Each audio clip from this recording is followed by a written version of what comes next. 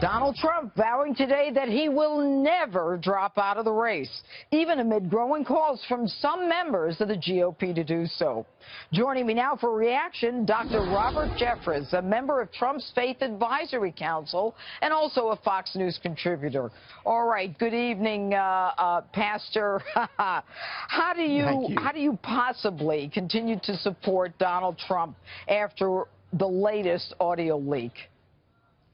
Look, make no mistake about it, Judge. His comments were crude, they were offensive, and they are indefensible, but they're still not enough to make me vote for Hillary Clinton. I mean, we need to put this in perspective. Last week, I was at Trump Tower, and I moderated a meeting between Mr. Trump and religious leaders. And while he was seated to my left, I said, look, I would probably not choose Trump to be a Sunday school teacher in my church, but that's not what this election is about. We are looking for a leader who can reverse the downward death spiral this nation is in, and I still believe Donald Trump is the best person to do that, in spite of the comments, yes, awful comments, he made 11 years ago, and by the way, for which he has apologized.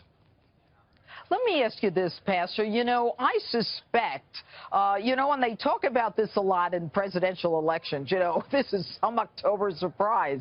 But I suspect that there may be other comments that are going to be leaked as WikiLeaks, and this is just my conclusion, as the WikiLeaks continue to pour out. Julian Assange says we've got even more WikiLeaks, which I'll talk about a little later in the show. But what do you say to other evangelicals? I mean, you may feel that, Donald is the best person to run the country, but what about those evangelicals, never talked like this or heard these kinds of words?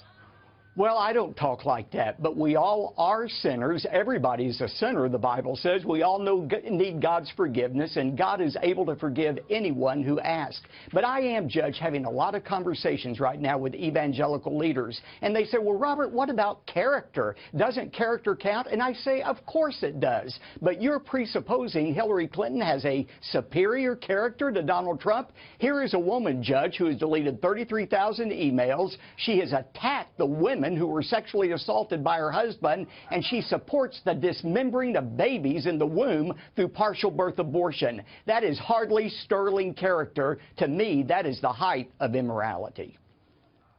What do you think that Donald Trump needs to do tomorrow night at this debate? And, how can he overcome, this issue with those who are so offended that they don't even want to vote?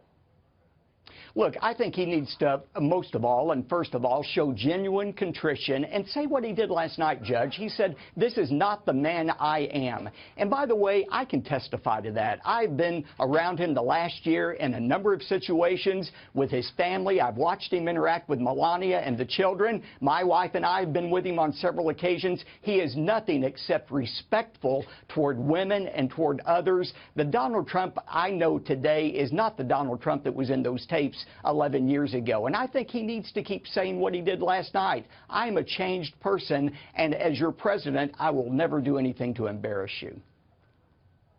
And Pastor, Hillary Clinton, if she continues to, paint Donald Trump as this kind of person, and I believe that that the debate last week and the reference to Machado was just the tee up for this, so it would look like a cumulative thing.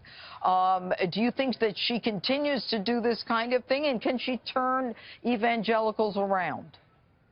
She will never turn the majority of evangelicals toward her. Donald Trump is the only pro-life, pro-religious liberty, pro-conservative justices to the Supreme Court candidate that we have. And by the way, that's what this election is about for conservative Christians, Judge. It's about the Supreme Court. The next president will select or nominate 2 or 3 justices who will shape this nation for generations. And we need justices who will interpret the law using the Constitution and not political correctness. And I just remind my conservative friends, don't lose focus about what this election is about. It's about the Supreme Court and the future of our country. All right, Pastor Robert Jeffress, thanks so much for being with us.